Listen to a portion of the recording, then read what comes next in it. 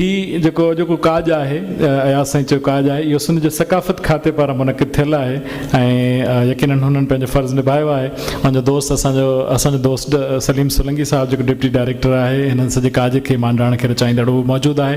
मक़सूदुल academy जे सहकार सां ई जेको अॼोकी तक़रीब आहे सा सिंध जे सकाफ़त खाते मुनक़िद कई आहे। ईद जो चंड त न आहियां जो निहारी मूंखे, मां वियल वक़्तु त न आहियां जो पुकारी मूंखे, तुंहिंजी तस्वीर त न आहियां जो ॾिसियो पे ई ॾिसी, तुंहिंजो आईनो त न आहियां जो उजारी मूंखे, दाह सम्झी थी दॿाई मूंखे दिलि ई दिलि में, छो न लुड़कनि जीअं रुख़सार त हारी मूंखे। एॾियुनि ख़ूबसूरत सिटुनि जो तख़लीक़कार इमदाद हुसैनी खां सवाइ ॿियो केरु थो थी सघे ऐं असां वटि इमदाद फ़क़ति हिकु ई आहे। मां गुज़ारिश कंदुमि सदारती ख़िताब जे लाइ साईं इमदाद हुसैन सां।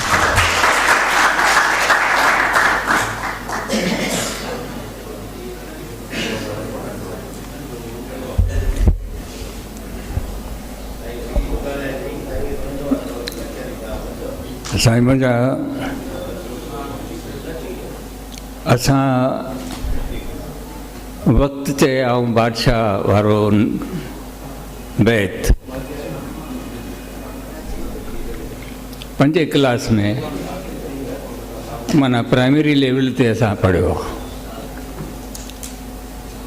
पर ऐं भेरूमल ग़रीब जो इहो बैत आहे लिखियलु, पर असां वक़्त जो क़दुरु कॾहिं कोन कयो। ऐं हिन क़िस्म जा फंक्शन वधि में वधि 15 मिंट या अधु कलाकु देरि सां शुरू थी वञणु खपनि। पोइ उन में शाइर हूंदा आहिनि, पंहिंजा शेर ॿुधाए सघनि था, माण्हुनि खे इंगेज रखी सघनि था।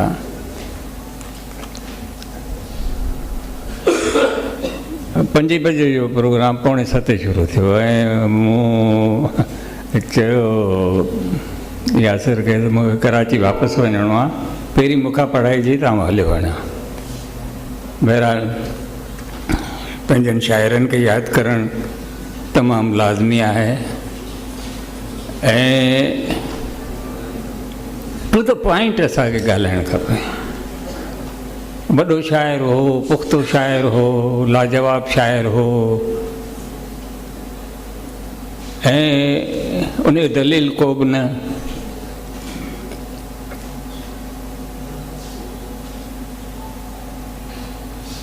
मक़सूद गुल सां मुंहिंजी घणी ॾेठ वेठ न हुई, तमामु थोरो असां मिलियासीं। पाण गुलदस्तो ॿारनि जो जेको रिसालो कढंदो हो उहो मूंखे मोकिलियो हुई हिकिड़ो परचो ऐं मूंखां हुन जे लाइ मैटर घुरियो हुई ऐं मूं हुनखे हिकिड़ी असांजे ई ॻोठ जी हिकिड़ी सची ॻाल्हि कहाणीअ जी सूरत में हुनखे लिखी मोकिली हुई ऐं उहा हुन छपी हुई ऐं जंहिंजो मूं वटि हींअर उनजो स्क्रिप्ट न आहे, पर उहा कहाणी छा हुई त असांजे ॻोठ में हिकिड़े घर में 4-5 खून थी विया हिकिड़ी राति में। उन्हनि जो ई नाठी हो, उहो घर में आयो, 4-5 खून उन घर में थी विया। हीउ वॾो वाक़ियो थी वियो ऐं पोइ उहो घर बंदि हूंदो हो। पोइ उन में कॾहिं कॾहिं रोशनी थींदी हुई ऐं माण्हू उतां लंघंदा न। इहा स्टोरी जेका मां ॿुधायां पियो इहा मूं लिखी हुनखे मोकिली ऐं माण्हू उन घिटीअ मां उन पाड़े मां लंघंदा न।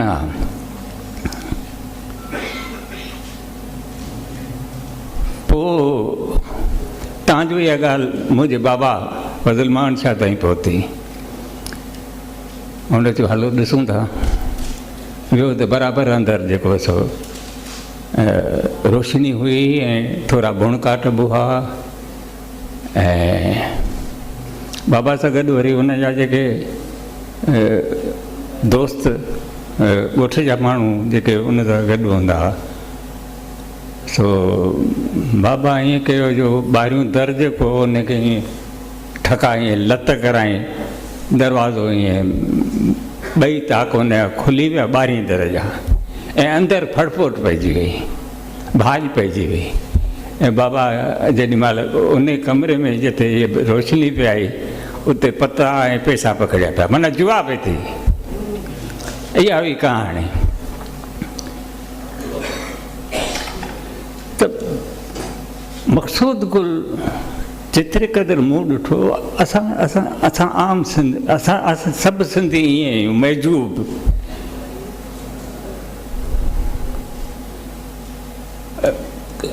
हिकिड़ो भेरो असां मुशाइरे में गॾु हुआसीं ऐं उहो PTV जो मुशाइरो ऐं उहो वरी नैतिया मुशाइरो, जंहिंमें मक़सूद गुल ॾाढी ख़ूबसूरत नैत पढ़ी हुई ऐं मूं हुनखे उनजी साराह बि कई हुई। हीउ जेको मूंखे जॾहिं हिते अचण लाइ चयो त मुंहिंजो भई मूं वटि किताब कोन्हे, यासर मूंखे ॿुधाए त मूं किताब ॾिना हुआ। बहरहाल उन किताब ॾियारे मोकिलियो, मूं पढ़ियो इहो अखड़ियूं नीलकमल। ऐं 25 सालनि खां पोइ हुन मजमे खां 25 साल पोइ हीउ किताबु छपियो आहे। ऐं शायदि मुंहिंजो बि 76 में छपियो, पोइ मुंहिंजो बि शायदि 25 सालनि खां पोइ ॿियो मजमो आयो। हिन में घणियूं शयूं आहिनि जिन ते ॻाल्हाए सघिजे थो, लिखी सघिजे थो, लिखणु घुरिजे। मूं जेकी थोरो घणो लिखियो आहे उहो तव्हां ॾाढो पेश करियां थो। सूंहं सच सुरहाण जा गुल गीत ॻाईंदा रहिया, पर विञायो वक़्तु वेठे वाइड़नि वहवाव में। हाणे इहो शाइर केॾनि अज़ाबनि मां गुज़री, केॾनि तजुर्बनि मां गुज़री शेर लिखे थो ऐं हुनखे आह करे थो त उन ते बि वाह थिए थी। ऐं गुल साहब पहिरीं इस्लाह पंहिंजे पीउ खां अब्दुलई कायल साहब खां वरिती ऐं इहो लिखियो आहे। ऐं आउं सम्झां थो इहो हिकिड़ो डॉक्यूमेंट आहे संदसि ज़िंदगीअ जो। ऐं असां वटि घणो करे शाइरनि जा जी जेका सा प्रोफाइल बि छपियल न हूंदो आहे किताब में। त कायल साहब खे शेर लिखी ॾींदो, पाण मुशाइरनि में पढ़ंदो, पोइ पंहिंजा शेर लिखणु शुरू कयईं त उहे बि पढ़ंदो, पंहिंजे पीउ जा शेर बि पढ़ंदो। पोइ हिकिड़े हंधि लिखे थो त चवंदा आहिनि त इंसानु कॾहिं भरीअ में त कॾहिं भाकुर में। असां बि वक़्त ऐं हालतुनि जे वर चढ़ी सॼणनि जे भाकुर मां निकिरी वञे वक़्त जे ॿेर ऐं भरी में ॿधिजी वियासीं। ऐं उन खां पोइ जेका इश्किया शाइरी शुरू थी त ज़ाहिर आहे उन पाण लिखे थो त पंहिंजे पीउ खे ॾेखारणु उनखे थोरो अजीब लॻो।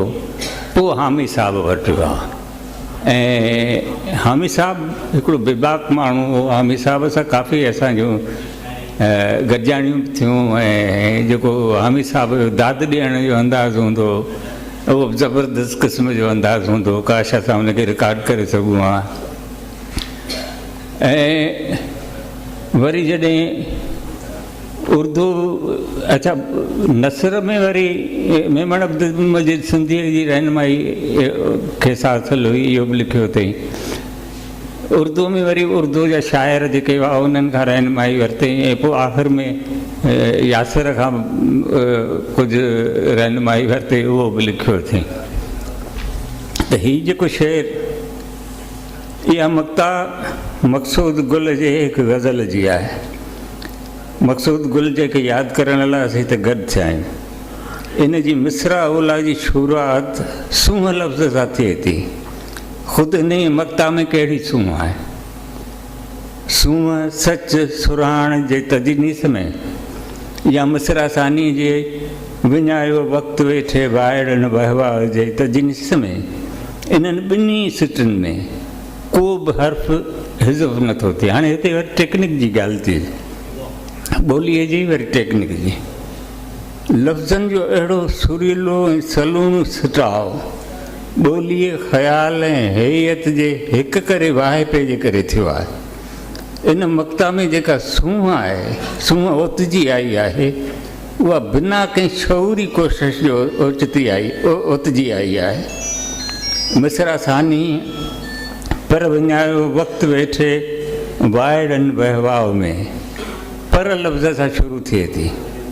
पर मगर ऐं जहिड़ा लफ़्ज़ शाइरीअ में थोरो आम ॻाल्हि ॿोल में घणो करे भराव तौरु कतब ईंदा आहिनि।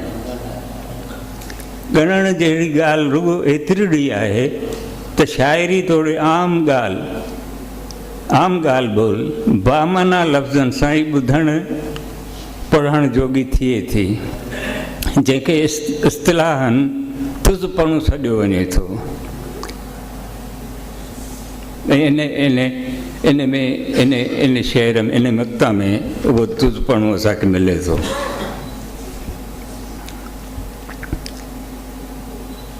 पर पहिरीं लकाव में सूंहं सच सुरहाण जा गुल गीत ॻाईंदा रहे। शाइरनि जा इशारो आहे त उहे त पंहिंजो फ़र्ज़ु अदा कंदा रहिया, सूंहं सच सुरहाण जा गीत ॻाईंदा रहिया, पर उन्हनि खे ॿुधण पढ़ण वारा सखणी वाह वाह में वक़्तु विञाईंदा रहिया। इहो ग़ज़ल अखड़ियूं थियूं कंवल में आहे, जेको 2014 में छपियो आहे। मीर मोहम्मद पीरज़ादे ऐं प्रोफेसर नज़ीर काज़ी जे इन मजमे में शामिल लिखणियूं 2012 जूं आहिनि। मीर मोहम्मद पीरज़ादो ताज़ो असांखां विछड़ी वियो आहे। नज़ीर काज़ी मूंखे ख़बर न आहे ऐं ॾाढो अहम माण्हू आहे, हुन जी अंग्रेज़ी तमामु सुठी आहे, पर असां पंहिंजे घणनि माण्हुनि खे हूंदे सूंदे उन्हनि खे लिफ्ट न कराईंदा आहियूं, उन्हनि खे इग्नोर कंदा आहियूं या विसारे छॾींदा आहियूं। हीअ बि अहिड़नि विसारियल माण्हुनि मां। मतिलबु त इहो ग़ज़ल उन खां बि अॻे जो लिखियलु आहे, तॾहिं जो जॾहिं अञा फेसबुक जो एॾो बढ़धक न मतो हो, पर उहा वाइड़ा बि उन वक़्तु बि हुई। जेको फेसबुक ते असीं वाइड़ा बि ॾिसूं था, न वज़न आहे, न बहर आहे, न काफ़ियो आहे, न ॿोली आहे। हाणे त मुज़कर मुअनस खां बि चढ़ी वई ॻाल्हि, ऐं उन ते जेके साराह जा जेके ॾोल भरजनि था वाह वाह जा, पर इहा वाइड़प उन वक़्तु बि हुई, अॼु बि आहे, पर इहा वाइड़प हर दौर में हुई। लतीफ़े दौर में ॾिसो त मखदूम मोहम्मद हाशिम छटवीअ जहिड़ो राग बंदि कराइण लाइ वञे थो, चरी घोड़ीअ ते लतीफ़े खे चाढ़ीनि था। असांखे त अञा कंहिं चरी घोड़ी ते कोन चाढ़ियो अथनि, पर इहो हर दौर में रही आहे।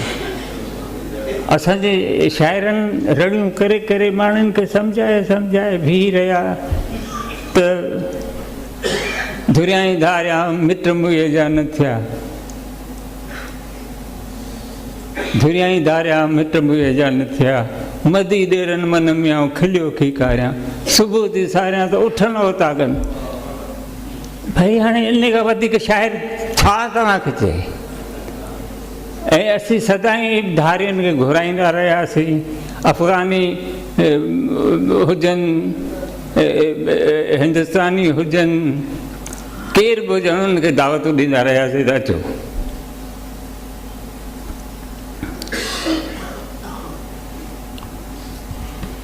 ऐं रुबाई ॾाढी हिकिड़ी ॾुखी सिंफ़ आहे, अरिड़हनि बहरनि में लिखी थी वञे, ऐं उन में वरी उमर ख़याम जहिड़ो एॾो वॾो शाइर आहे, पर मक़सूद गुल रुबाई बि लिखी आहे। थोरी जो लस वज़न जेको लाहौल बिला कुवत ला बिला वारो वज़न आहे, उन ते लिखी आहे, पर उन में जेको माना आहे, हर रोज़ मुसीबत में जीऊं था वेठा, हालात संदो ज़हर पीऊं था वेठा। ऐं बस टूं आख़िरी जेके वॾड़नि जावती बाहि हयातियूं ॾेई, उन बाहि जो बख अॼु बि थियूं था वेठा। पंहिंजूं हयातियूं ॾेई बाहि अहिड़ी वरितूं जंहिंमें असीं पिया सड़ूं, असीं पोयां जेके आहियूं उहे पिया सड़ूं, ऐं अलाए केतिरा नस्ल सड़ंदा रहंदा।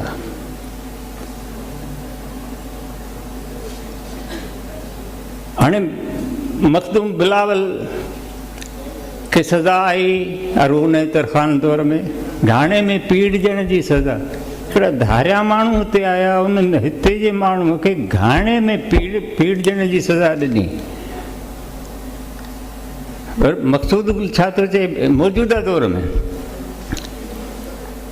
घर घर में जिते ज़ुल्म जो घाणो हूंदो, हर शख़्स उते छो न ॾुखाणो हूंदो, उन शहर में अदल ऐं इंसाफ़ किथे जंहिं शहर जो मुफ़्ती बि विकाणो हूंदो। त इहो मक़सूद गुल सां घणो मिलणु खपे हा, हुनखे घणो मुशाइरनि में आणणु खपे हा, हू घणो छपजणु खपे हा, पर इहो सभु न थी सघियो। ऐं शाबस हुजे यासिर खे, जंहिं पंहिंजे पीउ खे यादि रखियो आहे ऐं असांखे बि यादि ॾियारियो आहे त असां हुनखे पढ़ूं ऐं उन जे बारे में ॻाल्हायूं ऐं उन ते लिखूं। हाणे लिखूं त इहो छपिजे किथे? हाणे वॾे में वॾो जेको मुसीबत जेका असां हिन दौर में आहे त उहो छपिजे किथे? छो त सहाफ़िन खे भई तव्हां हसन मुश्तबा हींअर हिकिड़े स्टेटस ते मुंहिंजे लाइ लिखियो त तव्हां नसर नथा लिखो, नसर लिखणु खपे, ईअं आहे फलाण। मुंहिंजो भई असां इहो छपिबो किथे? असांखां घुरे केरु थो? असांखां त घुरनि ई कोन था।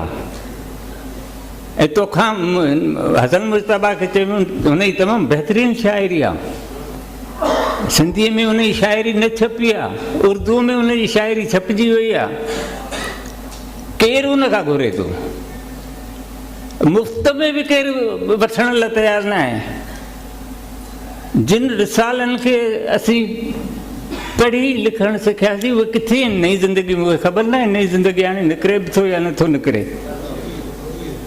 उन में असांजो जॾहिं शाइरी छपबी हुई, गज़ल छपबा, उन जो सिर्फ़ु हिकिड़ो मूंखे शेर, जेके गज़ल छपिया उन मां हिकिड़ो शेर मूंखे यादि आहे, उहो बि कंहिं मूंखे ॿुधाया जेके शेर, उन्हनि मां उहो शेर आहे जेको बेइख्तियार कोन्हे को, हा उहो प्यार प्यार कोन्हे को। ऐं 10 रुपयनि जो मनी ऑर्डर मुंहिंजे नाले ते ॻोठु ईंदो ऐं ख़ुशि थी न 10 रुपया मिलिया। हक़ हलाल जी कमाई मूंखे लॻंदी पंहिंजे लिखण में। तव्हां राइटर खे, शाइर खे, अदीब खे पैसनि ॾियण लाइ तयारु न आहियो।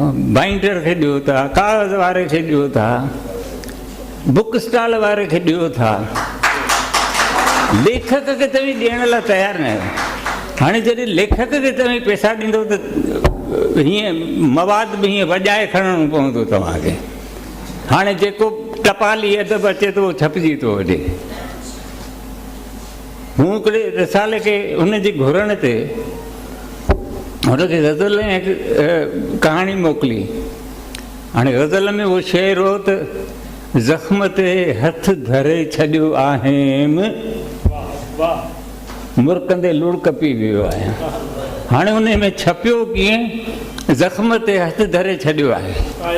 मूं फ़ोन कई एडिटर खे, फ़ोन कई, मुंहिंजो भई कंहिं कयो आहे? कीअं मूं कयो? मुंहिंजो त छो कयो आहे? हाणे इहा माना हाणे उहो कहिड़े मुंहं सां मूंखां घुरंदो मैटर? सवेरे असांजो दोस्त आहे ग़ुलाम मुस्तफ़ा सोलंगी नालो त शायदि, उन जो नज़्म नंबर उनजे रिसाले जो छपियो हींअर मिलियो त चयोमांसि, मूं उहो पढ़ियो आहे, उन में इमदाद हुसैनी जो नज़्म कोन्हे। हाणे इमदाद हुसैनी जो नज़्म न आहे, उहो नज़्म नंबर कीअं थियो? 50 शाइर आहिनि, अलाए घणा शाइर आहिनि हुन। चई तव्हां ॾींदा कोन आहियो। ॾींदा कंहिंखे ॾियूं? मूंखे ख़बर हुई छा त तूं नज़्म जो न, ऐं मुंहिंजा हेतिरा नज़्म छपियल आहिनि, उन्हनि मां तूं छो न ॾिनो? इहे असां सिंधियुनि खे को अलाह साञाए ॾे, सिंधियुनि खे ॾिसी मूंखे अलाह में यकीन थी वेंदो आहे। महिरबानी।